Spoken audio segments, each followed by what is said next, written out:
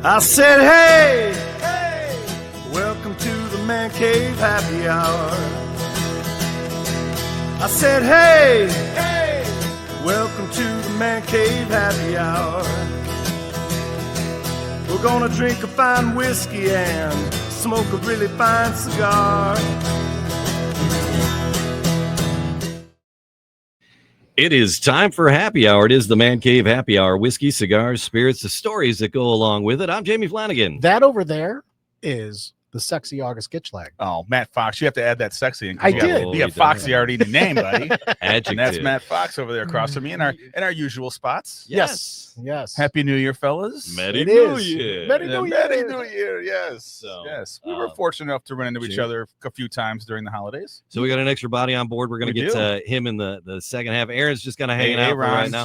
Because we have some business to take care of up here in the first half. We And got a packed show tonight. the first order, show. first order of business. And but it's the house, but it's the what's Haven.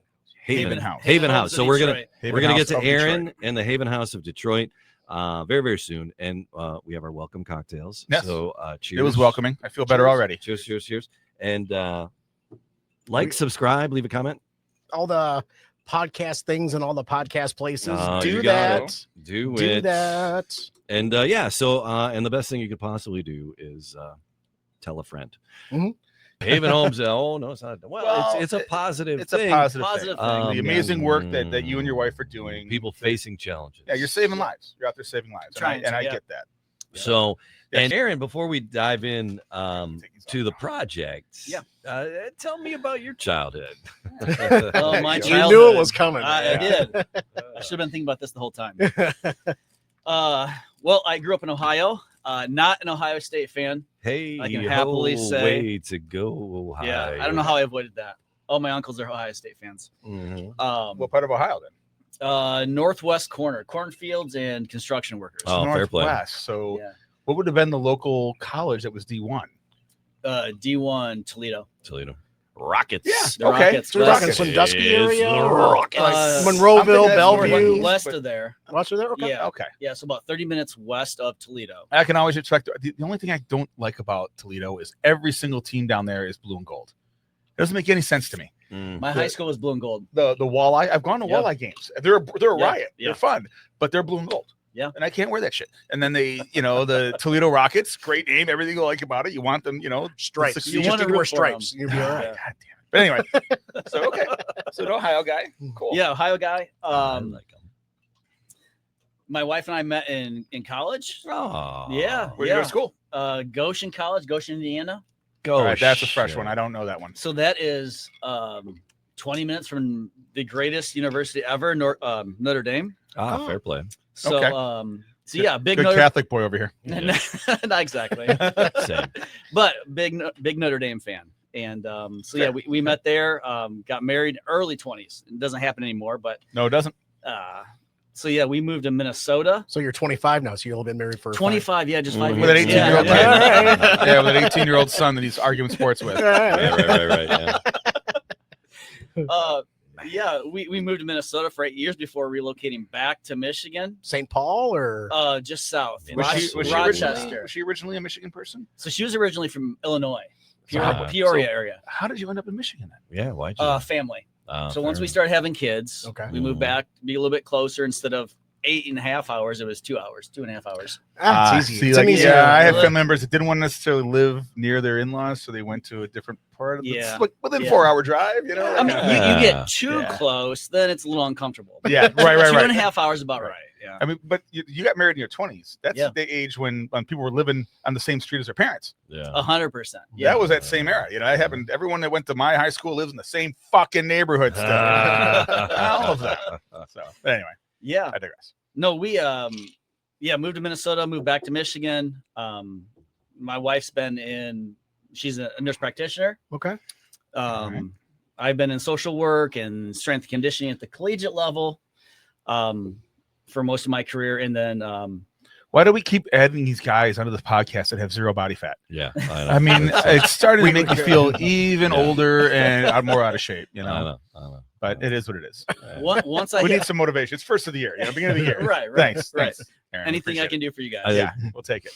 This pomegranate will burn some fat for you. Sure. It will. It opens it up. Jalapeno and lime too. That'll make me sweat. I'm not a jalapeno. It'll open it up and burn some fat. Anyway, what about that laser so we connected through Mrs. Vino. Oh, who's a regular Mrs. here. Vino. And she's like, hey, I want you to, I want to connect you with Aaron and the amazing work he's doing at Haven Homes, and they have this gala coming up, and he wants to talk about it. I'm like, I was not aware of Haven Homes, and I'm on the board of directors of the Friendship House in Hamtramck. Oh, really? I do the food pantry.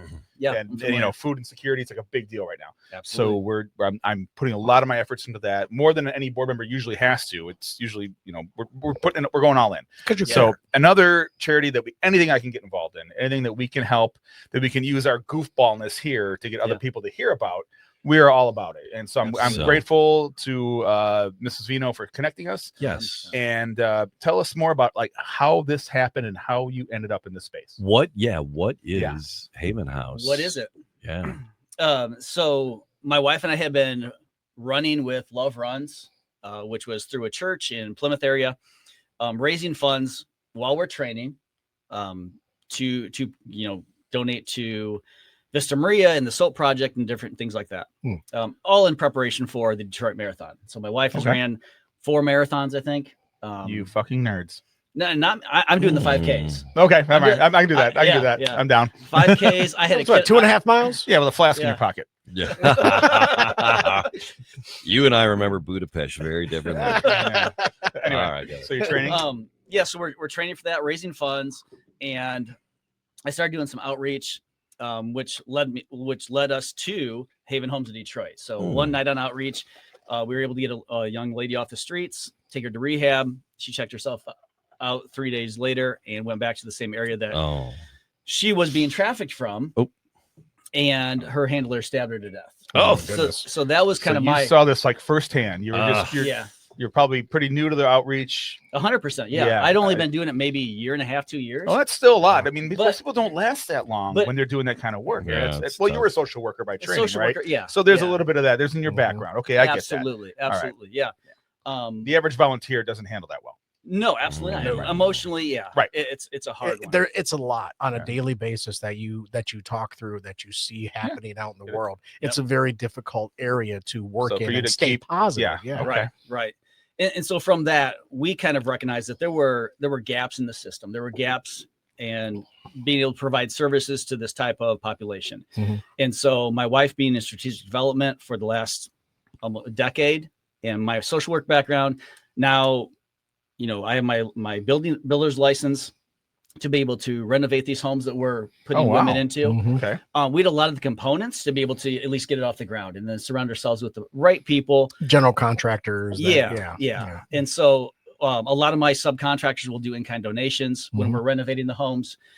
And then some of the people that I've served with outreach on actually came and worked for us then once we got it off the ground. Well, that's where it comes a little full circle. If you can 100%. Help employ some people that were, wow. Yeah, and these women are primarily women that have been. You had a much better definition that I can say that they were trafficked. So this is what you hear all the time now. Oh, it's all about it's kind of a buzz term. 100% out there. This trafficked women, but it's deeper than that. Yeah, and so I think there's a misconception. You see the movies, you see a white van rolling up on a kid at the bus stop or whatever it may be, being abducted, and or a pimp with a purple hat. Right, exactly. Yeah, it's very stereotypical. But that's not necessarily the case. So typically how it happens is these women and or boys are groomed. Social media is not helping with that. No.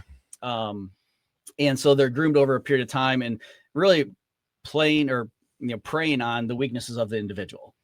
So whether it's mental health disorder or issues with family structure or finances or whatever maybe, that's what they're preying on. And once they get their hooks in you, then it's hard to leave. Well, so do the organizations like Easter Seals Morgue, do they reach out to you, or is it vice versa? You reach out to them saying, hey, we have resources for folks that have been trafficked, and we want to help them through a few items as well? Yeah, that's a good question. One of the things that we've tried to do over the last 3 years now of providing services is create partnerships with all these other services within the community. So one of the purposes of being in Detroit is there are services in Detroit. Mm-hmm. There's not enough housing to run transitional housing out of. Right. Well, I mean, they say that Detroit had the most available houses to finally rehab. They tear a lot of it down. I mean, They did. It's like affordable housing it's still a challenge. Even though there's all these empty houses, a lot of them are still corporate owned by, companies out of Germany. If you want to buy and flip a house, they're like, no, you got to buy the whole block. Yeah. It's like, they don't let you just buy like they're trying to sell swaths of land. What they did over at so like individuals who, because Colleen were thinking about buying, flipping, renting, and it's like, no, well, you got to buy these 10 lots. We're like, what the hell are you talking about? And that also takes them out of the equation. For getting transitional housing. Yeah. And so our goal was identifying a block and be able to buy homes as we are able to increase our infrastructure and get more solidified financially.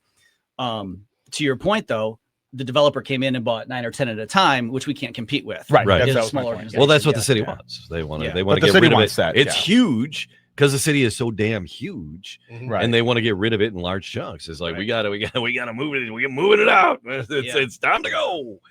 Yeah.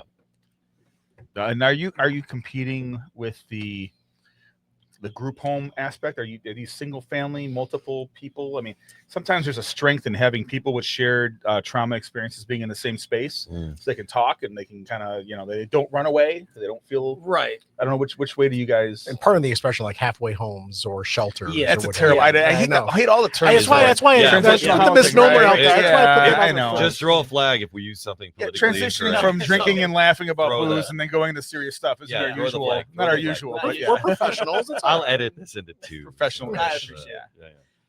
No, we're really not in competition. I mean, there is not enough housing to go around. I mean, there could be 500 of these organizations across the state, and there's still not be enough housing for. Of course, the more organizations, the less housing available. Right. Yeah.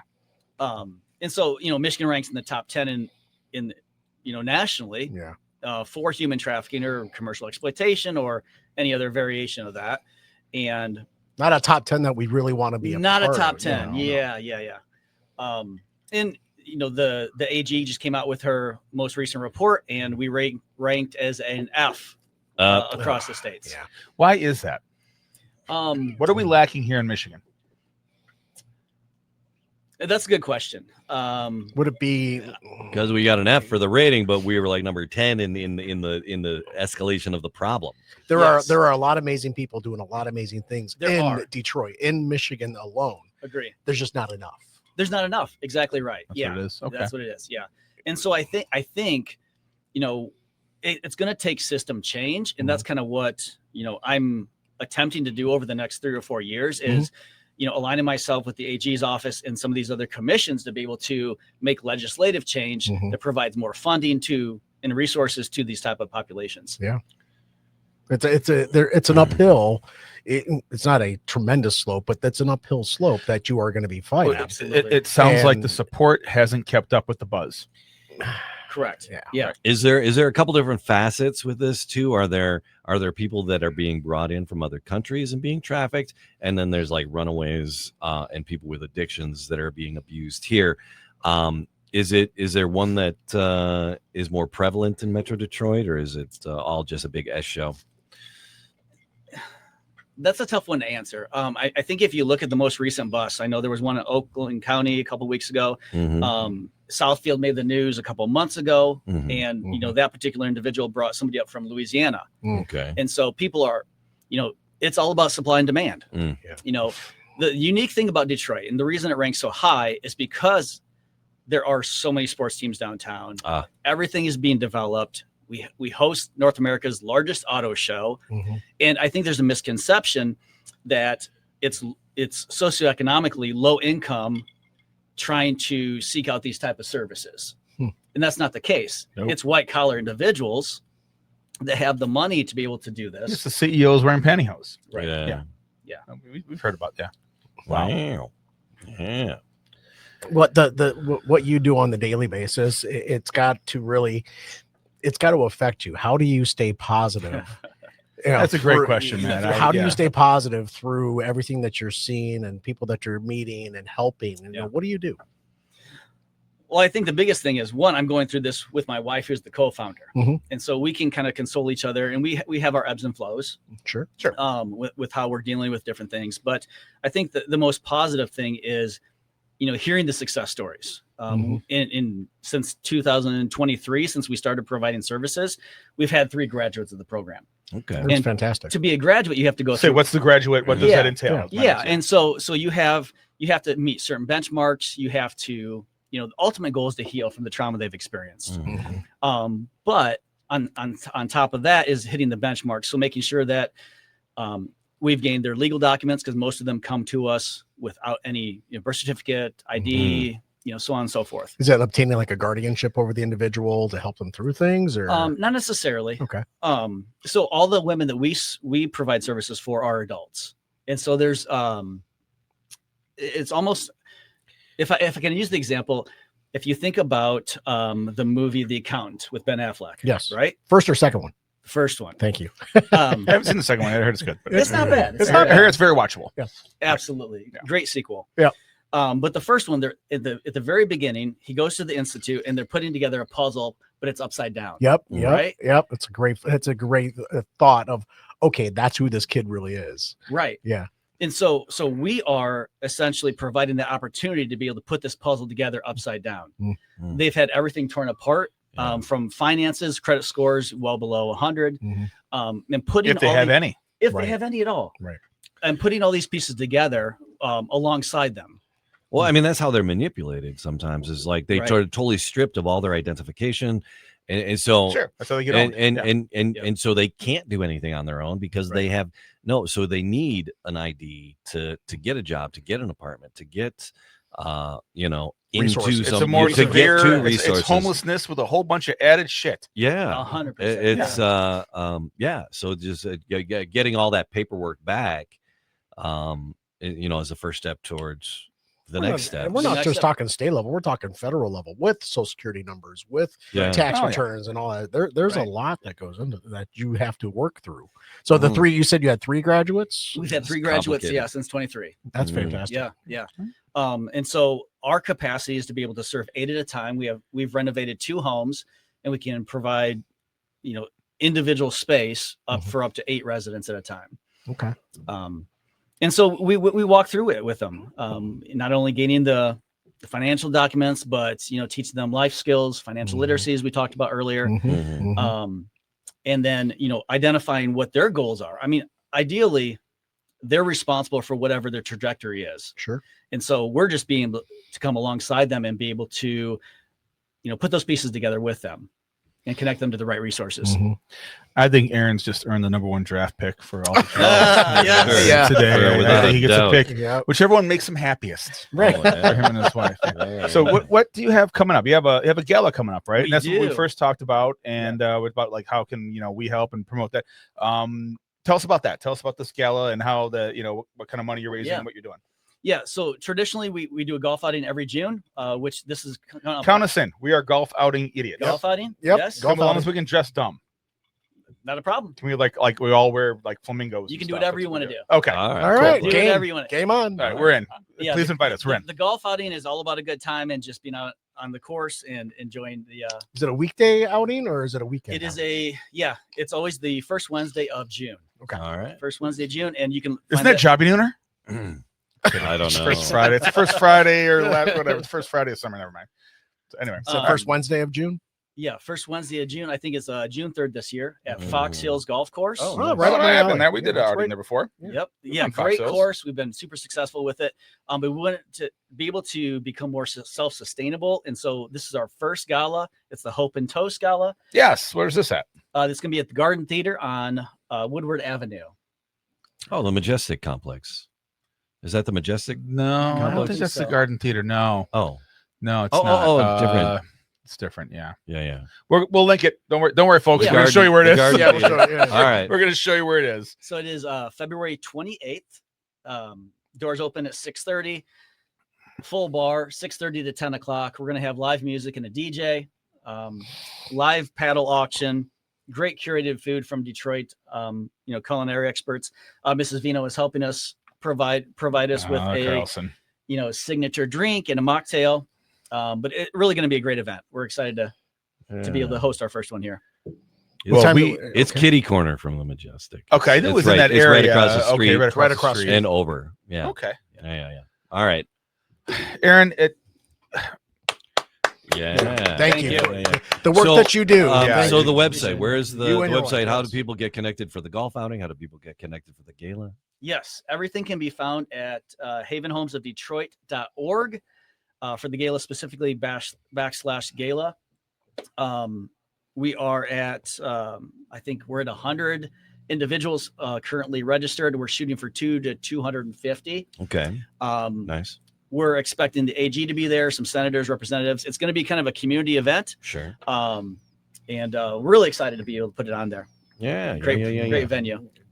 Thank you. I can't express the gratitude that I have for the work that you and your wife that you guys have put into this. Work. It's so difficult. I cry about being a high school teacher. It's like I whine during election season as a clerk, but it's like, man, that is hard work. Yeah. Election season. I'm glad you brought that up because this year, we went through a funding freeze April to June. Oh my gosh. Government shutdown. That hurts.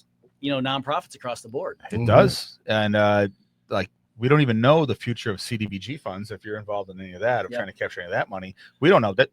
In 2016, 2017, the current administration said that was just a local slush fund that we have to stop. Yeah. And so we're trying to get through 1 year of CDBG, hoping that we can get in a couple curb cuts so that we can have handicap ramps in the suburbs, So that money is we don't know. It's all in flux. Always. Public service organizations are in flux right now. Yeah. So we want to help you guys stay sustainable, and we'll keep going from there. Yeah. Thank you, Aaron. So we are going to liven things up though at the end here. So we're in no hurry. If there's more we need to talk about. But I have this Christmas present for the studio here. Okay. So Aaron, welcome to the Man Cave Happy Hour. And in fact, they are going to require a certain kind of glass though. So excuse me. Oh, okay. I'm thinking. Okay, if I had to take a guess, it would have to be Glencairn's. Okay. Well, that's the only other. He's going to get champagne flutes. Oh, we're gonna have champagne cocktails. He's gonna get the coupe glasses. Yeah, who knows? So you and your wife met in college. We did. Yeah. And how long you guys been married now? Coming up in 24 years. That's amazing. Yeah. Congratulations. I was right. Glencairns. I'm Glencairns. So a year or so ago, maybe a little longer than that, we had some fellas in here that came in with a whole bunch of bourbons we found some stuff that we're like, oh, I've never heard of that. And we do a lot of bourbons. We do a lot of places that all come out of Tennessee and come out of Kentucky. But this particular one didn't come out of Tennessee or Kentucky. I think you guys can guess what's under the hat now. I think I have a good idea. It better be what I think it is. Yep, there it is. Oh, Tennessee. Barrel-aged Old Soul out of Mississippi. I was on my way to my brother's house for our family, our siblings. We don't do presents anymore. We all get together and just drink and play games and stuff because we all get together for that one night.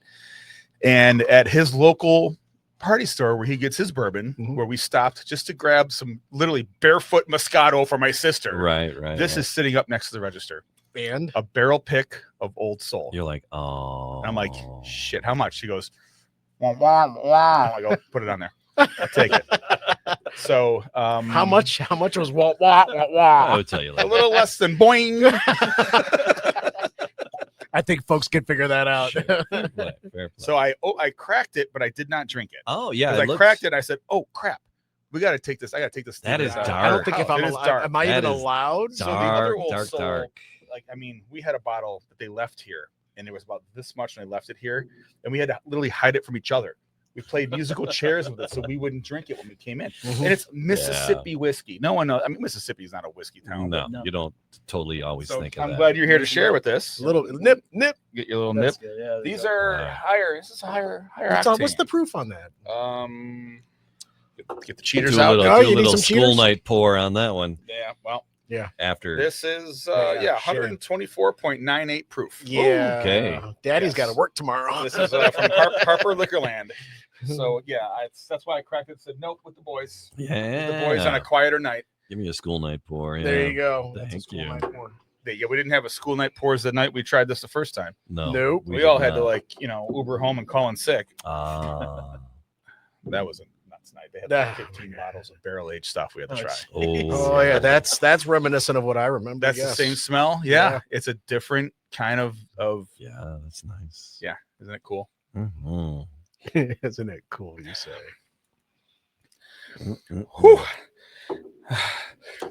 That's all. That's all. 125. That is all 125 proof. That gets you. Which of these is the bourbon mixer? Going past the gullet there. What are we looking at? The lemon sour was what I was using. That would feel sacrilegious to do that. Yeah. I think that was really. Where's the ginger? I'm one? not mixing this with anything. Pineapple ginger root. I don't know about that one either. Yeah, that pineapple ginger root was nice on its own. I'm just drinking this naked. Yeah, I think I'm just gonna do it naked. I'm just enjoying him naked. Yeah. So I just want to reminisce over. Yeah. Happy New Year, guys. Happy New Year to 2026. Aaron, thank you for being here, and thank you for the work that you do. You and your wife, thank you so much. Yeah, amazing stuff.